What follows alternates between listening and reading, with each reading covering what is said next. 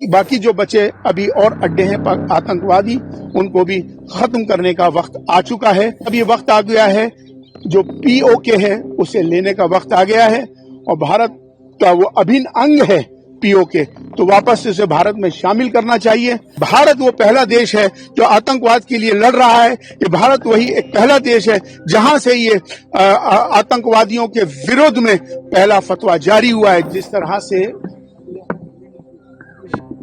पहलगाम के अंदर आतंकवादी हमला हुआ और उस आतंकवादी हमले में जिस तरह से नाम पूछकर मासूम टूरिस्टों को निर्मम हत्या कर दी गई, ये बहुत निंदनीय हुआ, बड़ी घटना है। ये प्रहार भारत की के आत्मा पर प्रहार है। जिस तरह का ये जख्म है, बड़ा जख्म है।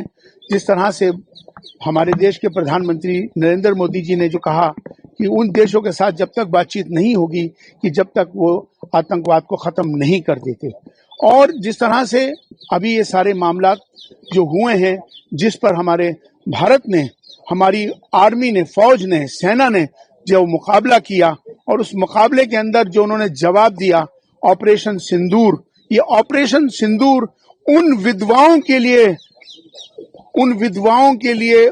जिनकी मांग उजड़ गई थी, उनके लिए ये श्रद्धांजलि ही थी।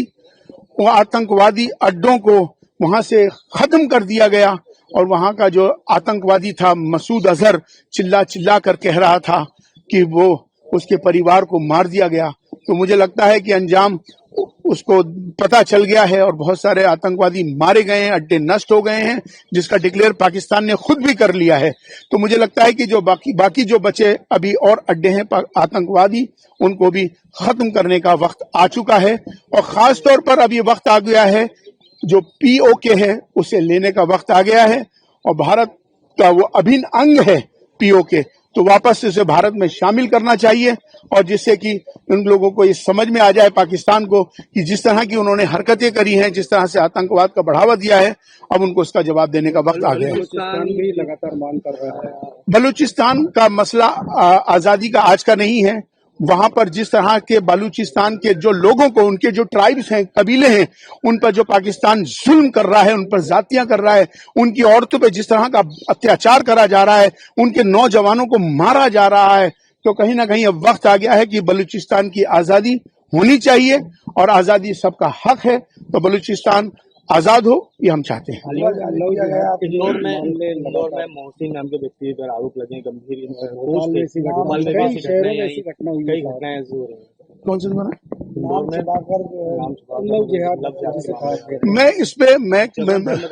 मैं हमेशा ये बात कहता हूं कि हर समाज में अच्छे लोग ज्यादा होते हैं, चंद लोग खराब होते हैं, तो जिनकी वजह से सारा समाज खराब हो ऐसा होता नहीं है। लेकिन जो चंद लोग खराब हैं या नाम छुपाते हैं, अपनी आइडेंटिटी छुपाकर लव जिहाद करते हैं, तो उनको नहीं करना चाहिए। ये गलत काम है। तो इसके लिए हम इसकी पुरजोर मजम्मत करते हैं, मुखालफत करते हैं और हम सबको ये बताना भी चाहते हैं कि इस तरह के वाकयात नहीं आने चाहिए, जिससे कि आपसी झगड़े फसाद हो, आपसी तनाव पैदा हो, जिससे माहौल खराब हो। तो ये इससे हमें बचना चाहिए। दूसरी बात यह है कि जो सबसे इम्पोर्टेंट बात है कि 22 अप्रैल के बाद, 22 अप्रैल को जिस तरह से पहलगाम में आतंकवादी हमला हुआ, उसके बाद से 27 अप्रैल को भारत का विश्व का पहला फतवा 27 अप्रैल को नई दिल्ली इमाम हाउस से चीफ इमाम होने के नाते हमने जारी कर दिया है। ये विश्व का पहला फतवा है जिसके अंदर ये साफ तौर पर ये बता दिया गया है कि कोई भी आतंकवादी का जब मजहब नहीं होता तो उसकी जनाजे की नमाज भी नहीं पढ़ाई जाएगी। 5.5 लाख मस्जिदों को ऐलान कर दिया गया है भारत की कि कोई भी इमाम, कोई भी आतंकवादी मारा जाएगा, उसकी जनाजे की नमाज नहीं पढ़ाई जाएगी और दूसरा उसको कब्र में दफनाने की जगह नहीं दी जाएगी। दूसरा ये फतवा जारी हुआ है कि लश्कर तैयबा और जैश मोहम्मद ये नाम इस्लाम और मोहम्मद के नाम से रखे नाम है, तो लिहाजा ये आतंकवादी संगठन है। आतंकवादी होता है, आतंकवादी अपना आतंकवाद वाला नाम रखे संगठनों का, लेकिन इस्लाम का नाम, चूंकि इस्लाम बचाने का नाम है, मारने का नाम नहीं है, इस्लाम मोहब्बत का पैगाम देता है, सलामती का पैगाम देता है, संदेश देता है। तो इसलिए हमने ऐलान किया है कि जैश ए मोहम्मद, लश्कर तोयबा, जमात उद दावा, इस्लामिक स्टेट, जितने भी इस्लाम के मोहम्मद के नाम से जितने संगठनों के नाम हैं, फौरन उनको हटाया जाए, उसका हमने ऐलान कर दिया है 27 अप्रैल को। ये फतवा विश्व का पहला फतवा है। भारत वो पहला देश है जो आतंकवाद के लिए लड़ रहा है। ये भारत वही एक पहला देश है जहां से ये आतंकवादियों के विरोध में पहला फतवा जारी हुआ है। जबकि पूरे विश्व में 57 देश हैं मुसलमानों के, लेकिन आज तक किसी ने उन संगठनों के खिलाफ ना तो फतवा जारी किया ना उसका ऐलान किया। तो भारत ही एक ऐसा देश है, चीफ इमाम होने के नाते हमने फतवा जारी कर दिया है। तो किसी तरह से भी लश्कर तोयबा, जैश ए मोहम्मद को नाम हटाने पड़ेंगे, ये हमारा फतवा जारी हो चुका है। मेरा एक सवाल है, आपने कहा 57 देश हैं इस्लाम के, तो बलूचिस्तान के लोगों का ये कहना है कि फिलिस्तीन के लिए तो सब बोल रहे हैं, लेकिन बलूचिस्तान के लिए कोई आवाज ही नहीं उठा रहा है, ना उनको किसी का समर्थन मिल रहा है, इतने अत्याचार हो रहे हैं उसके बाद। देखिए, मैं आपको एक बात बता देना चाहता हूं कि बलूचिस्तान में जो अत्याचार हो रहा है वो बहुत ज्यादा आज से नहीं हो रहा। वो काफी अरसे से पाकिस्तान बलूची कबीले, जो कबाइले हैं, उनके ऊपर हमले हो रहे हैं, उनकी औरतों पर जुल्म ज्यादतियां हो रही हैं, उन पर बहुत अन्याय किया जा रहा है। तो अब मुझे लगता है कि अब वक्त आ गया है आजादी का। बलूचिस्तान अपनी आजादी की आवाज काफी पहले से उठा रहा है, तो बलूचिस्तान आजाद हो।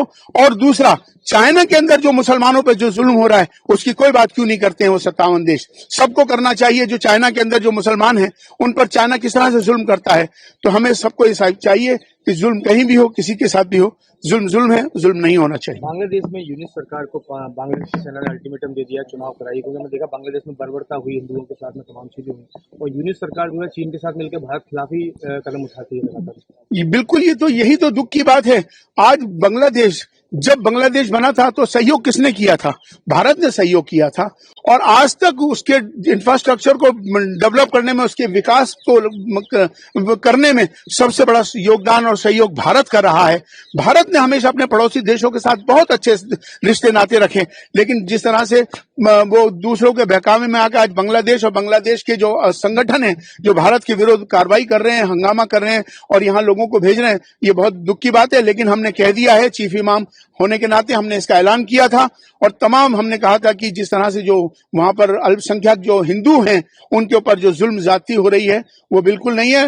यूनाइटेड नेशन को इस पर खबर लेनी चाहिए और उनके खिलाफ कार्रवाई करनी चाहिए, और वहां पर दोबारा से इलेक्शन हो और उसमें वो सरकार बने जो सबके लिए और सबके लिए बेहतर हो। देश के अंदर कई ऐसे स्थान है, बंगाल सहित मध्य प्रदेश में भी, जहाँ पर हिंदू पलायन कर रहे हैं। जो हाल ही में जो दंगे हुए वहाँ पर, उसके बाद कहीं ना कहीं सरकार ही एक दूसरे पर विपक्ष हुए आरोप लगा रहे हैं कि पलायन उन वजह से नहीं किया जाता, उन वजह से नहीं हो रहा है। देखिए, पलायन किन वजह से हो रहा है ये तो मुझे मालूम नहीं, लेकिन अगर कहीं पर किसी तरह के हालात इस तरह के हो रहे हैं, कहीं फसाद, नफरत, माहौल कहीं खराब हो रहा है, तो उस समाज को, सभ्य समाज को आपस में बैठकर सुलझाना चाहिए, ना कि पलायन करना। पलायन समाधान नहीं है।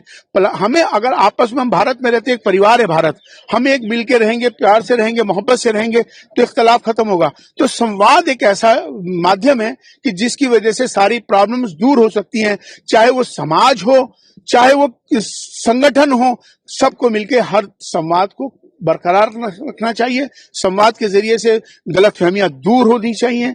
आपस में मंदिरों से, मस्जिदों से, मठों से, गुरुद्वारों से, उनके धर्म गुरुओं को चाहिए कि वो जो इस तरह की जो नफरत की बातें हो रही हैं, माहौल बन रहा है, उसको दुरुस्त करने में धर्म के लोग आगे आए। जनसंख्या नियंत्रण को लेकर क्योंकि जिस विश्व की सबसे बड़ी आबादी जो है वो भारत की हो चुकी है, मैं समझता हूं कि ये विषय राष्ट्रीय विषय है और नेशनल इंटरेस्ट पर हमको ये ध्यान रखना चाहिए कि राष्ट्र प्रथम होता है। जहां राष्ट्र हित में, राष्ट्र के विकास में, राष्ट्र के सवाल पर कोई बात आए तो हम सबको एक होकर होना चाहिए, ना कि उस पर राजनीति करनी चाहिए। ये राष्ट्रीय विषय है, राष्ट्र प्रथम है, इसका ख्याल हमें सबको रखना चाहिए। जब जब कार्रवाई करती है विपक्ष खड़ा हो जाता है। हाल ही में राहुल गांधी ने, मल्लिकार्जुन खड़गे जी ने फिर से सवाल खड़े करना चालू कर दिया। बिल्कुल गलत है। मैं कहता हूं कि विपक्ष को ये करना ही नहीं चाहिए। विपक्ष ने जो इस तरह से करके जो पाकिस्तान को इससे हिम्मत मिलेगी और इनकी जो वीडियोज हैं वहां जाएंगी, उससे उसको अपनी बात को जो कह रहा है उसकी बात उनको पक्की हो जाएगी। तो ये आतंकवाद का जंग है और इस जंग में हम सबको एक होना चाहिए, इस पर राजनीति नहीं होनी चाहिए। ये जंग आतंकवाद के विरोध में है।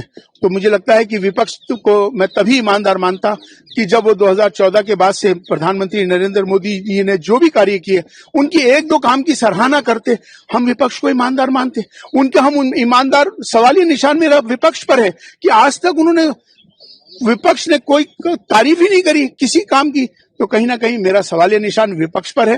कहीं ना कहीं विपक्ष जो है गुमराह है और मुझे लगता है कि ये जो आतंकवाद के मामले में पूरा देश जब एक हो गया